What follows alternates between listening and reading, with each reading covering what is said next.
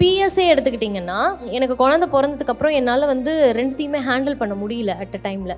அப்போது நான் என்ன யோசிச்சேன்னா, இல்லைப்பா வேண்டாம், நான் இவனை ஃபஸ்ட்டு பார்த்துக்கிறேன். ஏன்னா இந்த குழந்தை பருவங்கிறது வந்து நான் விட்டுட்டேன், அவனை மிஸ் பண்ணிட்டேன் அப்படின்னா திருப்பி இதனால் யோசிச்சு பார்க்க முடியாது, இது எனக்கு கிடைக்கவும் கிடைக்காது. வேண்டாம், நான் இங்கே இருந்துக்கிறேன், இவன் கூடயே இருந்துக்கிறேன் அப்படின்னு. அப்போது எனக்கு வீட்டில் சொன்ன ஒரு விஷயம் என்னென்னா, நாங்கள் இருக்கோம், நாங்கள் பார்த்துக்குறோம், இப்போ அவன் உன்னை மறக்கவே மாட்டான்.